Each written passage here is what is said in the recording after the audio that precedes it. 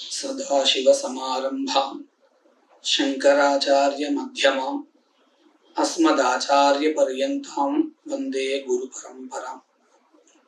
ஸ்ரீ குருபியோ நமஹ. இன்றைக்கு ராகவ யாதவீய காவியத்துல 26வது ஸ்லோகத்தை பதிவு பண்ண போறோம். இந்த ஸ்லோகத்தை எடுத்துட்ட விஷயம் என்னது அப்படின்னு சொன்னா, ஸ்லோகத்தை நேரடியாக படிக்கும் பொழுது ஹனுமான் சீதையினுடைய இருப்பிடத்தை தெரிந்து கொண்டு வருகிறார். அந்த விஷயத்தை தெரிந்து கொண்டு ராமனும் பல மலைகளை கடந்து சமுத்திர கரைக்கு சென்று அடைகிறார் அப்படிங்கிற விஷயம் தெரிகிறது. இதே ஸ்லோகத்தை நாம பின்னாடியிலிருந்து முன்னாடி படிக்கும் பொழுது கிருஷ்ணன் இந்திரனை யுத்தத்தில் வென்று சொர்க்கத்தில் இருக்கக்கூடியதான அந்த பாரிஜாத விருட்சத்தை கொண்டு வந்தார், எடுத்து சென்றார் அப்படிங்கிற இந்த அர்த்தம் பின்னாடியிலிருந்து முன்னாடி பார்க்கும் பொழுது இந்த ஸ்லோகத்துல தெரிகிறது. முதல்ல நேரடியாக ஸ்லோகத்தை படிச்சு அதனுடைய அர்த்தத்தை தெரிஞ்சுப்போம். சாகராதி கமாபாதி நாகேஷோ சுரமாசஹ தம் சமாருத ஜங்கோப்தா பாதா சாத்ய கதோ கஜம். இப்போ இந்த ஸ்லோகத்தினுடைய பதச்சேதா, சாகராதிகம் ஆபாதி நாகேஷஹ அசுரமாசஹ தம் சஹ மாருதஜம் கோப்தா அபாத் ஆசாத்ய கதஹ அகஜம். இப்போ இந்த ஸ்லோகத்தினுடைய யோஜனா, ஆபாதி நாகேஷஹ அசுரமாசஹ கோப்தா சஹ சாகராதிகம் மாருதஜம் ஆசாத்ய அகஜம் கதஹ அபாத். முதல்ல ராமன் சீதையை தெரிந்து கொண்டு வருகின்றதான ஹனுமாரை பார்த்து சீதையினுடைய இருப்பிடத்தை தெரிந்து கொள்கிறார். அவர் எப்பேற்பட்டவர் அப்படிங்கிறத சொல்றார். ஆபாதி நாகேஷா, ஆபா அப்படின்னு சொன்னா பிரகாஷா, ஆபாதி நாகேஷா. நாகேஷா அப்படின்னு சொன்னா, நாகஹான்னு சொன்னா சொர்க்கா, அதனுடைய தலைவர் இந்திரன். அதாவது சொர்க்கத்தினுடைய தலைவராக இருக்கக்கூடிய, ராஜாவாக இருக்கக்கூடிய இந்திரனை காட்டிலும் பிரகாசம் பொருந்தியவர். ஏன் இதை இங்க சொல்றார்? இவர் இருக்கிற இடம் எப்பேற்பட்டது? காடு. தவிர ஒரு சோகத்துல இருக்கார். ஆனா அப்பயும் அவருடைய பிரகாசத்துல எந்த விதமான குறை வந்துடல, தேஜஸ்ல குறை வந்துடவில்லை. இந்திரனை காட்டிலும் அதிகமான தேஜஸோடு பிரகாசிக்கிறார். ஆபாதி நாகேஷா, ஆபா அதி நாகேஷான்னு இது பிரிச்சுக்கணும். ஆபான்னா தீப்தி, அதின்னா அதிகமாக, யாரை காட்டிலும். நாகேஷா, நாகச ஈஷா, சக்கரஹான்னு அர்த்தம். அதாவது இந்திரன், சொர்க்கத்தினுடைய அதிபதியான இந்திரனை காட்டிலும் அதிகமான ஒளி புரிந்தியவராக இருக்கிறார். தவிர அசுரமாசஹா, அசுரமா, அசுரன்னா தெரியும், ராட்சசர்கள். மான்னா லக்ஷ்மி. அவர்களுடைய சம்பத்தை பொறுத்து கொள்ளாதவர் அப்படின்னு என்ன அர்த்தம்? அசுரர்களுடைய சம்பத், அவர்களுடைய லக்ஷ்மி எப்பொழுது அதிகமாகும்?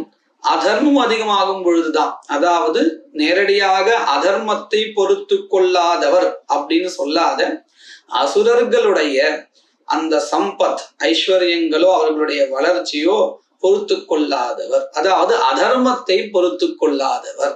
அசுரமாசஹா, அசுரமா அப்படின்னா அசுரலக்ஷ்மி, அதை அசஹா பொறுத்து கொள்ளாதவர், இப்பேற்பட்டவரான ராமன். இன்னொரு ஒரு விசேஷனம் கோப்தா. இதுல ஏன் கோப்தான்னு சொல்றா அப்படின்னு சொன்னா, கோப்தான்னா என்ன அர்த்தம்? பாலகா, ரக்ஷகா, சர்வ பாலகா, தர்ம ரக்ஷகா. நாம் முன்னாடியே பார்த்தோம், அசுரர்களுடைய தனிப்பட்ட ஒரு சம்பத்துல இவருக்கு ஒன்றும் பொறாமையோ அந்த மாதிரி கிடையாது. அவர்களுடைய வளர்ச்சி அப்படிங்கிறது அதர்மத்தினுடைய ஒரு வெளிப்பாடு தான். அந்த அதர்மத்தை நீக்கி தர்மத்தை வளர செய்து எல்லாரையும் காப்பாற்றுபவர் அப்படிங்கிறத தெரிவிக்கிறதுக்காகத்தான் கவி என்ன பண்ணியிருக்கார்? கோப்தான்னு அடுத்த ஒரு விசேஷனம் கொடுத்திருக்கார் ராமனுக்கு. எப்படி அவர் கோப்தாவாக ஆக முடியும்? ரக்ஷகனாக எப்படி ஆக முடியும்? எம்மாதிரி ராட்சசர்களுடைய அழிவை ஏற்படுத்தி அந்த அதர்மத்திலிருந்து உலகை மீட்டெடுத்து எல்லாருக்கும் ஒரு காப்பாளனாக, ஒரு ரக்ஷகனாக இருக்கிறார். இப்பேற்பட்ட கோப்தா சஹா ராமஹா என்ன செய்தார்? சாகராதிகம், சாகரஹான சமுத்திரம், அதிகம் தாண்டி வரக்கூடியவர், சீதையினுடைய இருப்பிடத்தை தெரிந்து கொண்டு சமுத்திரத்தை கடந்து வருகின்றதான மாருதஜம் வாயுபுத்திரனான ஹனுமாரை, சாகராதிகம் சமுத்திரத்தை கடந்து வருபவரை, எவரை? மாருதஜம் வாயுபுத்திரனை ஆசாத்திய அடைந்து விட்டு இருப்பிடம் தெரிந்து கொண்டார். அடுத்தது என்ன பண்ணும்? பல மலைகளை கடந்து ரொம்ப கஷ்டப்பட்டு சமுத்திர கரைகள் எல்லாம் தாண்டி போயாகணும். அகஜம் கதஹா, அகஹா அப்படின்னு என்ன அர்த்தம்? மலைன்னு அர்த்தம். ஜா அப்படின்னு ஒரு பதம் இருக்கு, இதுக்கு சமுத்திர கரைன்னு அர்த்தம். ஜாஸ்திரியாம் தேவவாஹின்யாம் அப்படின்னு நமக்கு கோஷங்கள் எல்லாம் கிடைக்கிறது. அதாவது சமுத்திர கரையை கடந்து மலையை கடந்து, அப்பொழுதும் கூட அவர் எப்படி இருந்தார் அப்படின்னு சொன்னா அபாத், பாத் தீப்தாயாம் இருக்கு இல்லையா, பாத் தீப்தாயாம், அதாவது பிரகாசித்தார். அராஜத், எந்த ஒரு சிரமத்தையும் கொண்டிருக்கவில்லை. அவருடைய அந்த தேஜஸ் எப்பேற்பட்டதுங்கிறது இதுல நமக்கு தெரிவிக்கிறார். இவ்வளவு சிரமப்பட்டதுக்கு அப்புறம் கூட அவருடைய அந்த பிரகாசமானது, தேஜஸானது எந்தவித குறைபாடையும் அடையவில்லை. இப்படியாக ராமருடைய ஒரு நிலையையும் சீதையினுடைய இருப்பிடத்தை தெரிந்து கொண்டார் என்பதையும் இந்த ஸ்லோகத்துல சொல்லியிருக்கார். இதே ஸ்லோகத்தை நாம பின்னாடி இருந்து பார்க்கும் பொழுது வேற ஒரு பொருள் கிடைக்கிறது. முதல்ல ஸ்லோகத்தை படிப்போம். ஜங்கதோ கத்ய சாதா பாப்தா கோஜந்தருமாசதம் ஹஸ்ஸமார சுஷோகேனாதி பாமாகதிராகசா.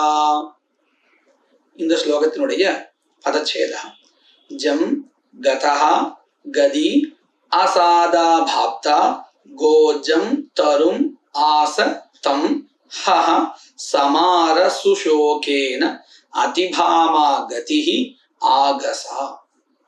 யோஜனா சமார சுஷோகேன ஆகசா அதிபாமா கதிஹி கதி ஜம் கதஹ அசாதா பாப்தா ஹஹ கோஜம் தம் தரும் ஆச.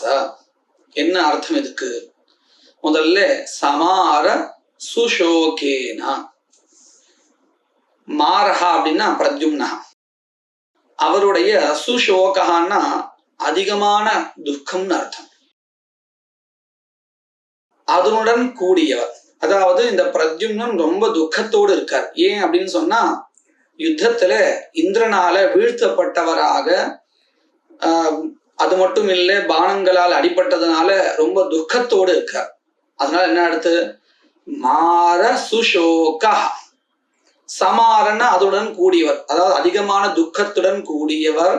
அதனாலேயே, அந்த துக்கத்தினாலேயே, அதாவது பிரத்யும்னனுக்கு ஏற்பட்டதான இந்த துக்கத்தினால், இதுவே ஒரு பாபம், இதுவே ஒரு தவறு, இந்த தவறினால் கோபமடைந்த கிருஷ்ணன் சொல்ல போறார். சமார சுஷோகேன, அதிகமான துக்கத்தை கொண்டிருக்கக்கூடியதான இந்த பிரத்யும்னனால், இதுவே ஒரு அபராதம். ஆகசா அபராதேன, இதுவே ஒரு அபராதம் அப்படிங்கிறதுனால, இந்த அபராதத்தினால அதிபாமாகதி, பாமாங்கிற பதத்துக்கே கோபம்னு அர்த்தம் உண்டு. அதனாலதான் இந்த சுவாமியுடைய லீலைகளையும் கூட இது ஒரு நாடகம் எல்லாமே அப்படிங்கிறது நாம் பல இடத்துல பார்த்திருக்கோம். பாமான்னு பெயரை கொண்ட அந்த பேரு தகுந்த மாதிரியான ஒரு கதாபாத்திரத்தை தான் கொண்டு வர. அவருடைய லீலைகள் நமக்கு உத்து பார்த்தோம்னு சொன்னா அந்த பேர்லயே தெரிஞ்சிடும். அதிபாமா கதிஹி, சாதாரண கோபம் அடையல, அதிகமான கோபத்தை அடைஞ்சார். அதிபாமா கதிஹி ஆப்தஹான்னு அர்த்தம். அப்பேற்பட்டவர் என்ன பண்ணார்? கதி கதவான், ஜம் விஜயம் கதஹா பிராப்தவான், வெற்றி அடைந்தார். அடைந்து எப்படி பிரகாசித்தார் இந்த வெற்றியோடு சேர்ந்தவராக அப்படின்னு கேட்டா, ஆசாதா பாப்தா, அதாவது அவசாதம் இல்லாத, முடிவில்லாத நித்தியமான சோபையுடன், ஆபான தீப்தி, அசாதாம் அதாவது அவசாதம் இல்லாத, முடிவு இல்லாத ஆபா தீப்தி அதை கொண்டவர். யாரவர்? நித்திய சோபிதா. யாரவர்? ஹஹா. ஹஹான ஹரின்னு அர்த்தம், விஷ்ணு. அவர் என்ன பண்ணினார் வெற்றி பெற்று அப்படின்னு சொன்னா, கோஜம் ஸ்வர்க்கத்துல உண்டானதை, ஸ்வர்க்க பிரபவம், அதான் கோஜம்னு சொல்லிட்டு இருக்கா. சொர்க்கத்துல உண்டானது எது? தம் தரும் அந்த பாரிஜாத விருட்சத்தை ஆச ஜக்ராக எடுத்து சென்றார். இப்படியாக ஒரே ஸ்லோகத்தை முன்னாடியிலிருந்து பின்னாடி படிக்கும் பொழுது ஒரு அர்த்தமும், பின்னாடியிலிருந்து முன்னாடி படிக்கும் பொழுது வேற ஒரு அர்த்தமும் வரும்படி ரொம்ப அழகா இந்த ஸ்லோகத்தை ஏற்றிருக்கார் கவி. மேற்கொண்டு ஸ்லோகங்களை வரக்கூடிய பதிவுகள்ல பார்க்கலாம்.